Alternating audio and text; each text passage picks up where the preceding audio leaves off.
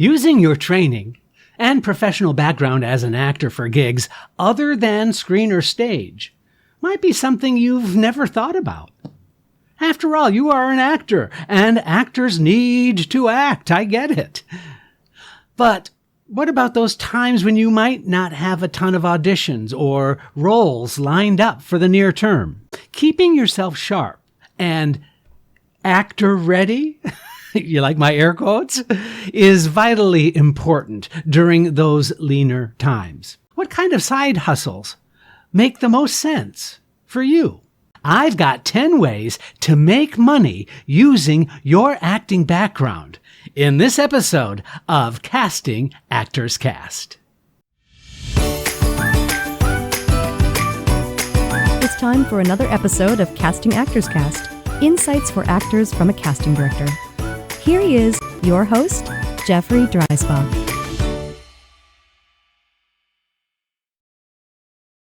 Well, hello, and welcome to today's episode of Casting Actors Cast. I'm Jeffrey Dreisbach, casting partner with McCorkle Casting in New York. How are you? I hope you're having a good day. I'm having a really good day today, and I'm excited to share this information with you. This has been, I think, a podcast long time coming. Only because of COVID, because of all the challenges that we've been facing, a lot of actors are just struggling to kind of find, what can I do to keep myself sharp? What can I do to keep myself motivated? We're going to cover that, giving you these 10 ideas about how you can make money other than actually on stage or on screen, using your acting talent. But first, this is that moment of the podcast where I get to say thank you so very much for tuning in to this episode of Casting Actors Cast.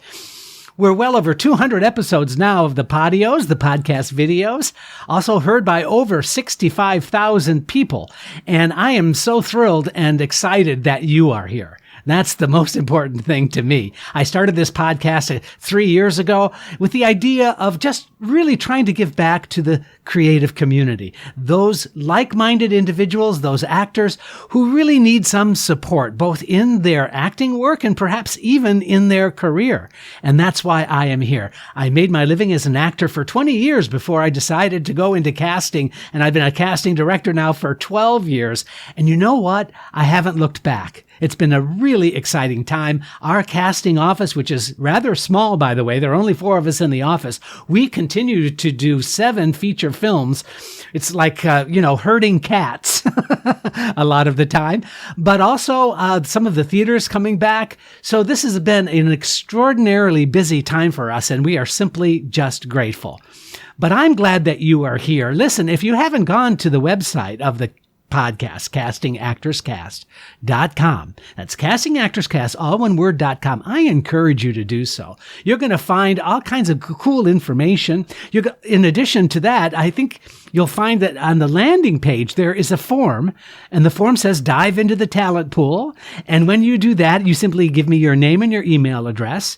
As I've reminded everyone who's listened to these podios, I do not do anything with that information. I don't spam you. I don't sell your name. I don't do any of that stuff. I might on occasion, do an announcement about a particular podcast coming up, that sort of thing. But I'm extremely selective. I don't spam you. I don't take up your bandwidth, I promise. But I tell you what, if you do that, simply filling out that form, that's going to open up another page. And that page contains a downloadable PDF book called Conversation Pieces Out of the Studio, the voiceover workshop for professional actors. It's a book that I wrote on doing voiceover work, so you might find that to be really helpful for you. Something to do during these kind of weird times that we're living in.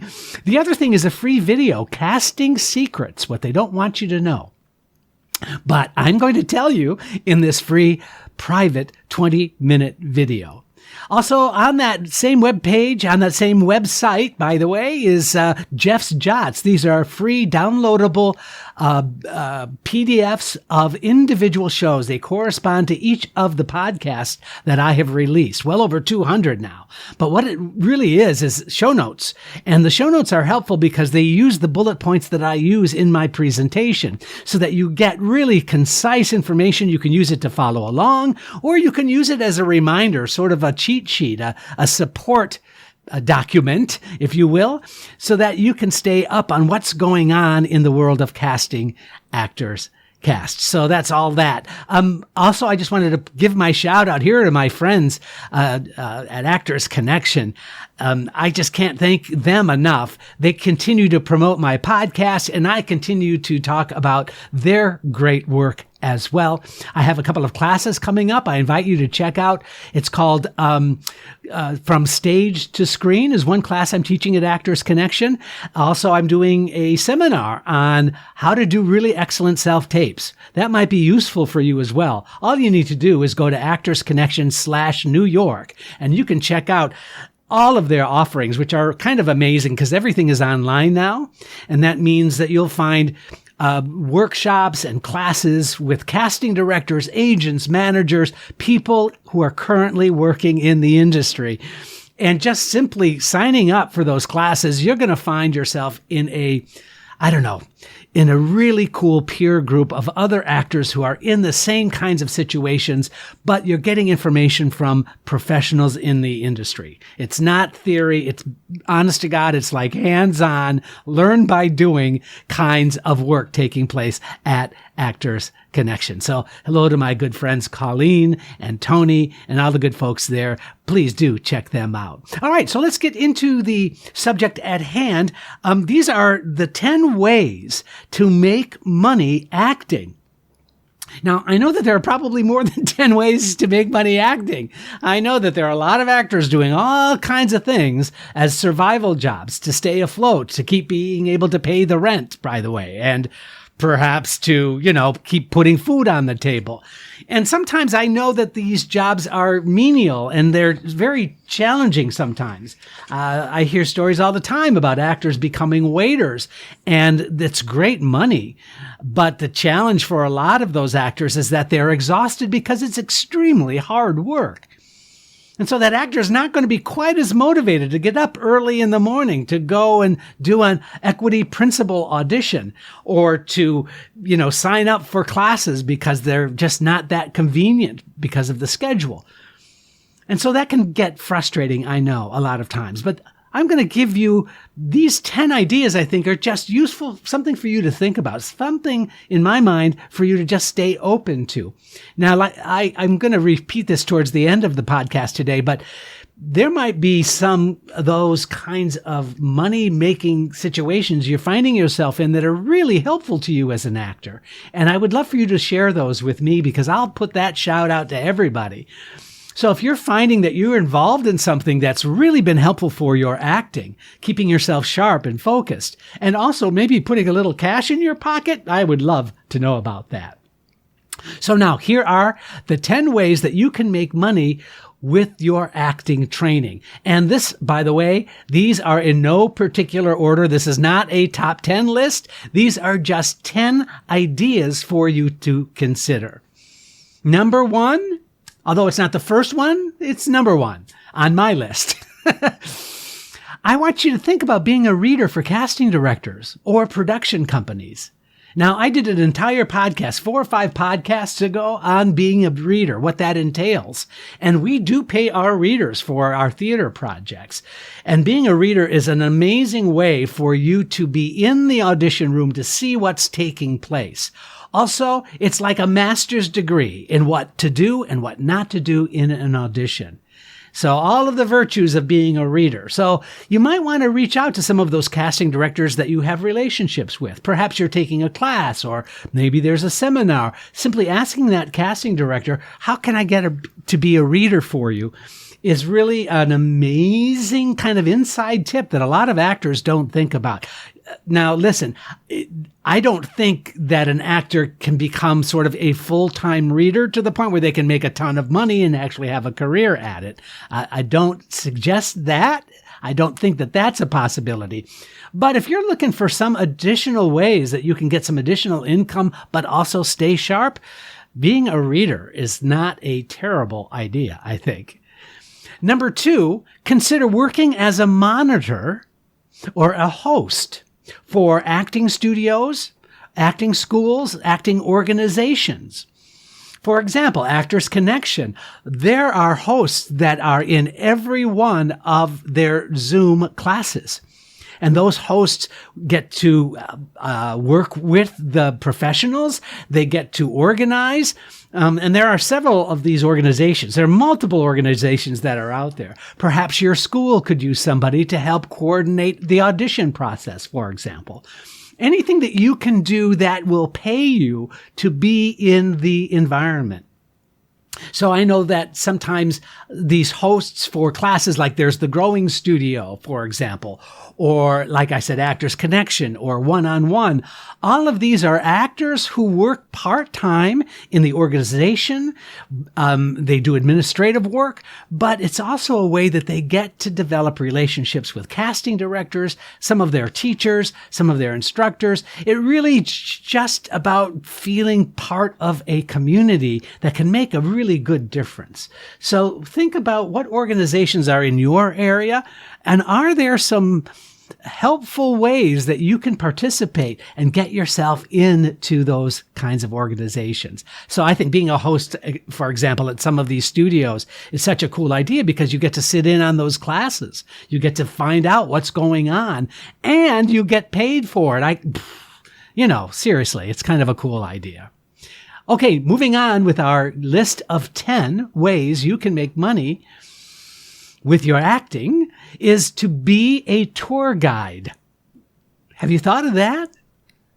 Tour guide, like for museums, perhaps being a speaker at trade shows. Perhaps you can be a public information person. Perhaps you can be a tour guide. It's like a cool idea, right?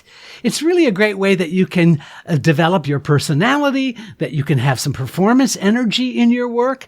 I know that many actors love to be the guys, like in New York City, they have these buses, these double-decker buses, and the person on the microphone who has all this cool information about New York, guess what? They're all actors. It's really a great way to at least keep yourself up front, keep yourself performance level sharp. Now, I know you might not think that there is a relationship between those two gigs, but I promise you there are really cool opportunities like that are available because you are an actor, you've got the good vocal chops, you can present yourself well. There's all kinds of benefits for those opportunities. So something to think about. Moving on from there, something that I did when I came to New York, and I found it to be very rewarding on multiple levels, and that is I became a reader for the blind. Now, I did it as a voluntary basis for this beginning, and the organization was called The Lighthouse.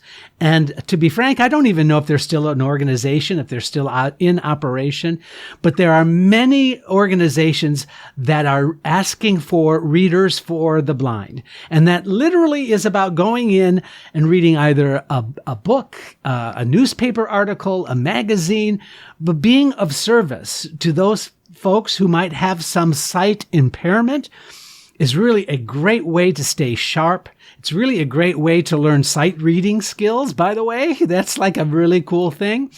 And there are some organizations out there that actually pay for the services of those readers. So consider becoming a reader for the blind.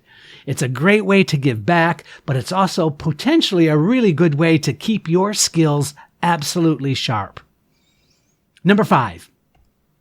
I think this is valuable, Have you considered creating a local community acting class?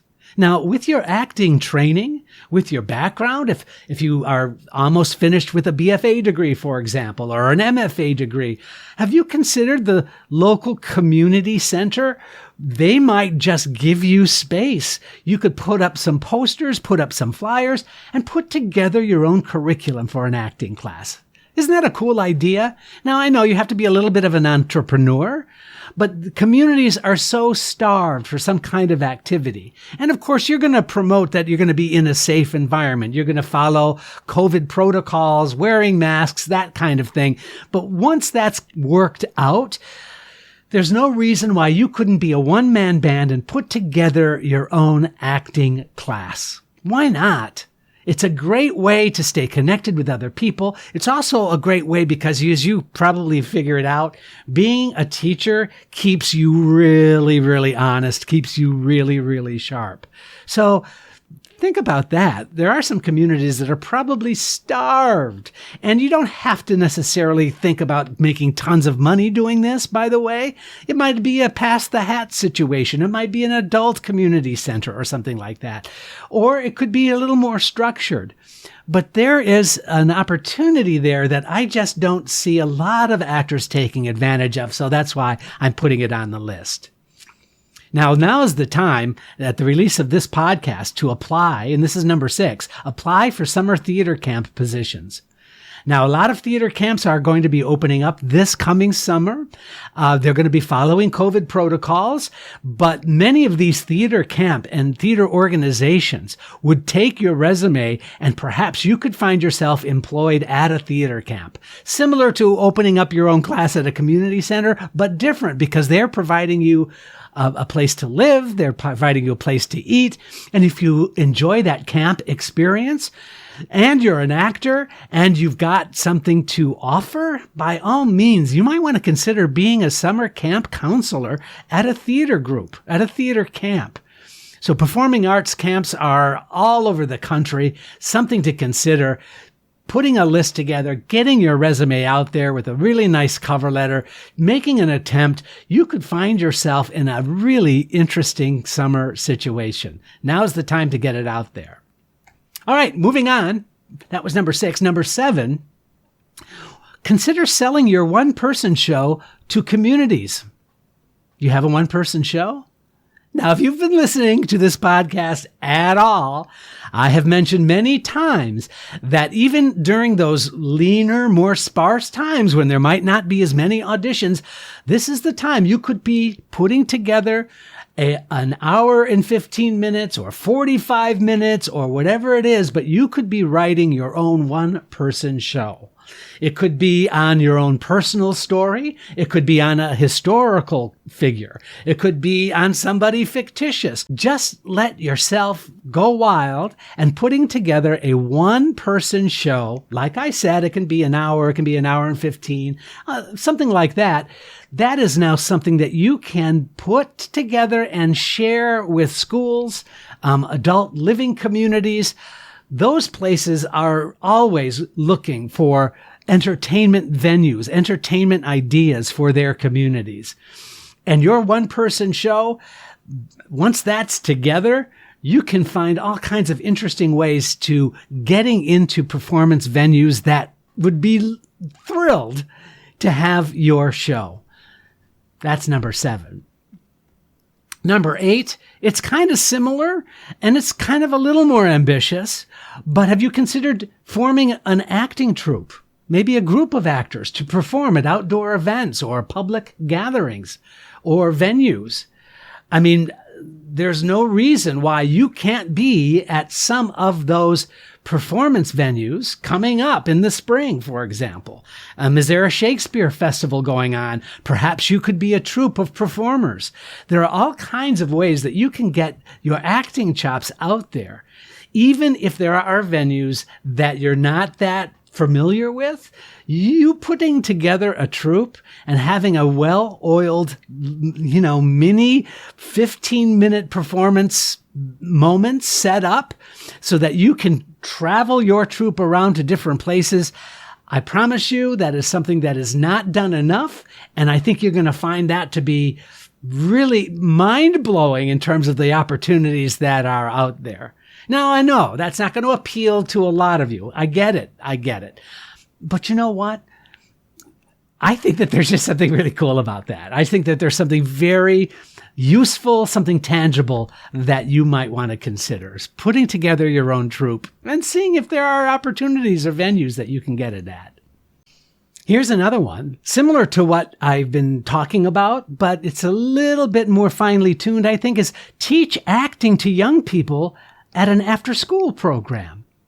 What? There's no after-school program for actors or young people who might be interested in acting? Maybe you could put something together. a 1 or 2 page syllabus given to a principal at a local school, finding out about what kinds of after school programs there might be in your community? Hello. I can't think of anything more useful, more valuable. And guess what? There are schools that would pay to have that kind of instruction and something to help their students in an after-school program. Now, moving on to number 10. This touches me because this is something I did in between acting jobs early on in my career.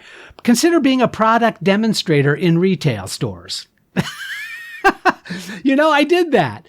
I was in the basement of Macy's in New York City, and I was a product demonstrator. And I would talk about the coffee pot or the waffle iron or whatever. And I had my microphone, those microphone collars that you wear so you can demonstrate the product and talk to a whole group of people standing there. I mean, amazing. I did this product called Cappuccino.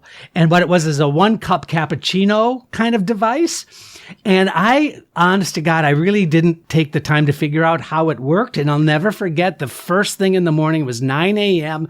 Macy's is open. It's full of crowded people. And I'm just sort of talking about how fantastic this cappuccino is. And I succeeded in doing something I shouldn't have done, which is I turned off or pulled off the knob at the very moment the boiling water decided to just jump out of this machine, and I sprayed the entire front row with hot beverage. It wasn't pretty. And I didn't get fired, which was kind of interesting. I probably should have been fired. And I apologize. Now I'm running around with paper towel, dabbing people to try and get this cappuccino mess off of them. What it was is that it was the way to foam the milk, I guess. And the milk was, it doesn't matter. You get the idea. But you know what? What a fun gig that was, with the exception of that experience, that unique experience. But after that, I had so much fun in talking about the products and just letting your personality make connections like that. Performing, it was still a way of performing. And there are some establishments out there as the COVID starts to dissipate, things start getting back to normal, you might find yourself in an opportunity like that. Being a product demonstrator for retail, not a terrible gig at all. So perhaps some of these ideas will inspire you to find a side hustle that works for you so you can continue to fine-tune yourself while holding out for those acting roles. I think you should remember that the profession is really a personality-driven business. Finding ways to grow yourself and your personality will enhance who you are and what you are capable of, which in turn will keep your acting sharp. Now, these suggestions might not apply to you, as I said earlier in the podcast.